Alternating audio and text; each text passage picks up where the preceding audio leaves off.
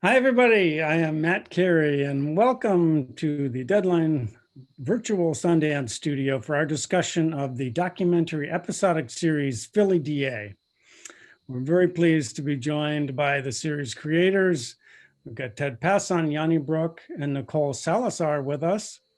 And we also have two of the subjects of the series.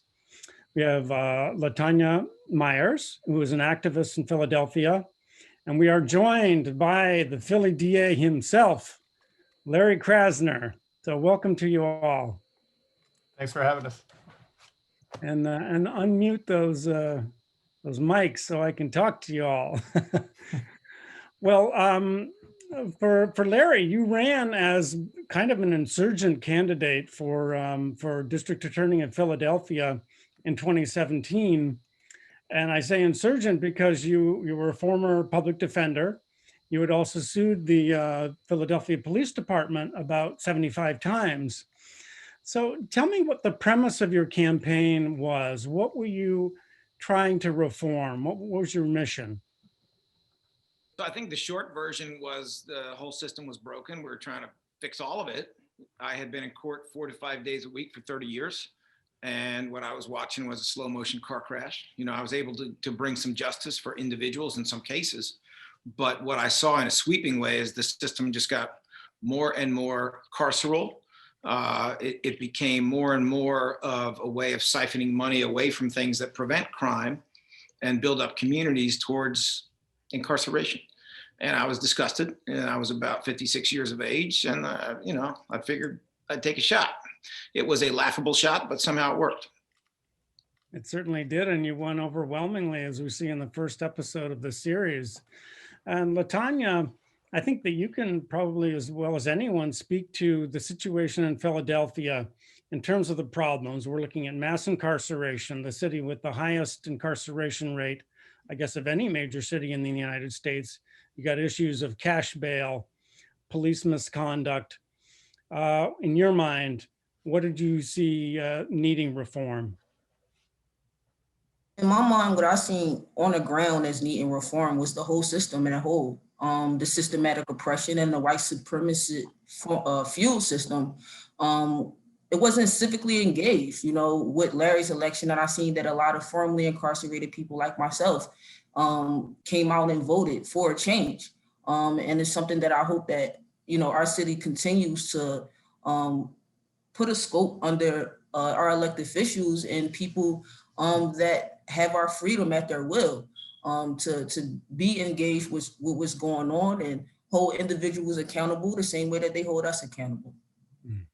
It's really a fascinating look at trying to reform a system. I mean, it really applies, I think, to not just any governmental institution, but probably anyone who wants to come in and try to reform something. So for the creators, what attracted you to this series, and what were your objectives with it?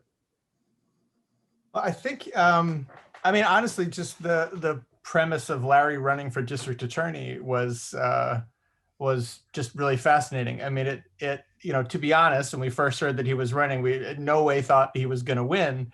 And when this thing actually started moving and it seemed like he might actually do it, at first the idea was to follow this what we thought would maybe amount to a political stunt. And then it became, okay, well, this is really going to happen. So the real story would be, what's going to happen when you get in there? Are you going to be able to do these things? Should you do these things? What's the next step? And I think for us, it was really exciting to be able to see behind the scenes of an institution that's often so opaque that the public usually has no understanding of what goes on, how these decisions are made. And it's an institution and a position that has so much authority and autonomy over people's lives. And, for as much influence as it has, it's amazing the deficit of understanding that the public gets on what actually happens inside a DA's office. And then beyond that, it's just, I think, as you were saying, like the idea of just making change is just a universal idea. How do you make change? And, a lot of films about a political candidate stop at when the election is won. And, for us, we started thinking of it as like, wouldn't it be great to see the morning after? And like, that's really what it's about. It's like, well, okay, you won the election and we can all understand how that could be possible, but how do you go and make the next steps, and what becomes hard and why. And so it was really exciting to get to unpack that, because it's applicable in so many different arenas. And for Nicole and Yanni, what's been most surprising or fascinating for you to glimpse in this process, as Larry and other people who are on board with him are butting heads against the police union, the Fraternal Order of Police in Philadelphia, against entrenched ways of doing things, including people who are still in the district attorney's office? I'll just chime in that I think that when we first started filming, I don't think we knew how to make a series about this or even a film, because you can't film inside courtrooms in Philadelphia. And courtroom dramas are kind of the bread and butter of TV shows, the nightly news kind of feeds you a constant diet of the terrible thing of the week. And what I think is rarely glimpsed are sort of the gears of the criminal justice system. And that's actually policymaking. That's stuff that happens around conference room tables. And it actually is really fascinating and dramatic when you have the ability to talk to the people who are making those policies from various perspectives. So I think we wanted to look at some of those oppositional issues, look at the criminal justice system from a lens that you really wouldn't have been able to do before unless you had access inside the prosecutor's office. Yeah, and I think as far as what surprised me, I mean, I think I came in thinking, maybe you get elected and you can just flip a switch and things can be different the next day. But really, understanding that Larry leads an office that has, 600 employees, 300 attorneys, the extent to which really the culture of an institution shapes, the ideas of that institution, and just sort of what's accepted practice, what people think is normal, is completely defined by the culture and not really by the law or necessarily by the policies. So just kind of trying to get, underneath that and understand how it is that on an individual basis, some of these attorneys, now, with different leadership in place, have to grapple with what it means to, to change the way they do their jobs, and to even, within that change how they see themselves and reflect on their work, and just sort of how deeply personal it is to get an institution to sort of take a different approach. So I think I came in not appreciating just how personal that would all feel, and just sort of being able to really see that up close. I think it helps me understand just why making change can really be so hard. Larry, I think for you, for any public official, it's got to be a little bit, you got to be a little bit wary, I would think, about having a film crew around you so much of the time, even if you feel like you're on board with the basic goals. And one of the amusing things about the series, I think, is maybe the biggest challenge for you is allowing yourself to be emotional, or not to be Mr. hard-charging prosecutor. It's a wonderful scene with you and your wife where she's sort of encouraging you to, like, okay, it's all right to sort of be yourself, Larry. What's been most challenging for you about this? Well, I mean, Ted and Yoni are never on time. That's a big part of it. But no, just kidding. That was only today. That was only today.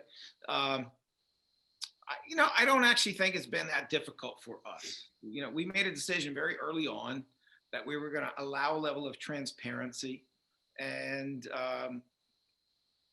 it's not a reality show. It is reality, but it's not a reality show. So, I guess in a reality show, maybe I'd be working on my private persona and showing my private persona, but it really is people talking spontaneously about things that they believe and problems that they are having. It is a real-time storytelling method that they've employed here. And I mean, it's not that hard to get used to a camera being there, and then you just do what you would have done otherwise. So I can't tell you that it's been a difficult experience. Certainly, I suppose there's some risk involved, but I'm glad we took the risk. Well, we do get to see you back in the day. I think rocking a ponytail. You were a little bit in the Ron Kuby, William Kunstler mold, I think. But look how polished you are now. Old men in ponytails are sad, so I tried not to become one. That's awesome. I mean, we really see that this is, your insurgent candidacy and then taking office is really part of a national trend, at least in some cities where we have progressive DAs. We're really taking on the system. I live in Los Angeles. George Gascon was elected. I know you're part of a lawsuit where people are trying to basically interrupt his ability to reform institutions in LA. But for both Larry and Latanya, how important are these issues of effectively defunding police or changing how resources are funneled, not just in Philadelphia, but for the whole nation? Latanya, you want to go first? I think that it's extremely important for us to look at exactly where our energy is going and where our resources are not going. In order to address the underlying issues that goes on within our community, we have to first see, where those issues stem from: lack of employment, lack of housing, lack of support. And if we're, over a substantial amount of money in overtime for police, or for special assignments, I think that we should reinvest that into our children, reinvest that into our children's future, our public schools and things like that. It's not taken away, but ultimately to build up the community. So I think it's very important that all throughout the nation that we take a deeper look at where our resources going and how we can build our people up and not break them down. And Larry, last question for you, for now anyway. How do you see this series helping you accomplish your mission? So I don't think it's much about helping me. The truth about this is that there were several progressive prosecutors who got there before me, several who've gotten there since. And we are just technicians for a movement. This is a grassroots national movement that has gotten this country to the point where it used to be basically 0% of the population lived in a jurisdiction with a progressive prosecutor. As of today, it's 10%. 10% of the US population, tens of millions of people, have now elected a progressive prosecutor. So I think that it helps a grassroots movement that has been going for at least a decade. Let's just say we date it from Michelle Alexander's book as being the moment when it became sort of more in the conversation, more in our common conversation.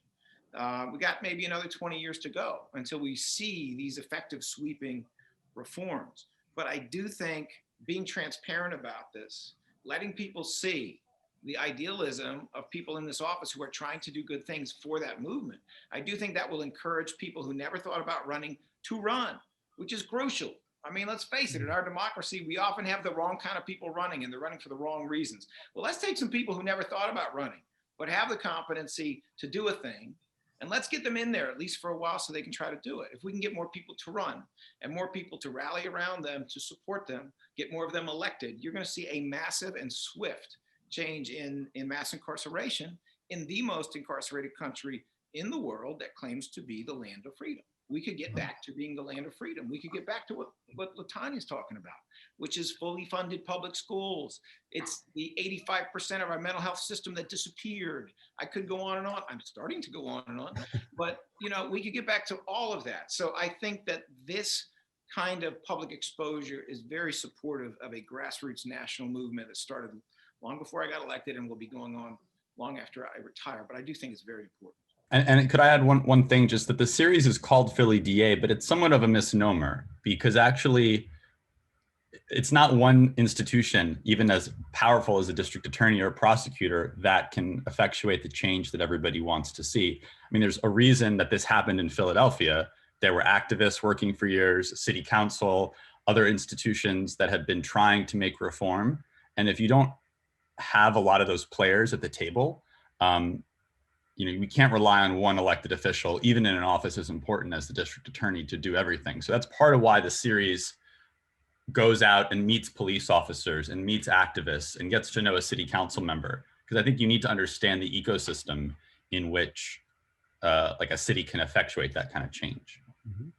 And Ted, you're premiering, of course, at Sundance, and then I believe you'll be on PBS in April. Is that right? Officially, we are saying that we will be on PBS later this spring. What we are saying officially. Well, I congratulate all of you on a really, really super important series. It's fascinating. I think for me, it made me think of the work of Steve James and Fred Weissman, which I say is a real compliment to what you've achieved with the series. So I wish all of you the best, and Latanya and Larry, to you in your individual work on behalf of Philadelphia, and to the filmmakers and creators, Ted Pass and Nicole Salazar and Yanni Brook, thank you so much. Thank you, Matthew. Thank you so much. Thank you guys. Thank you.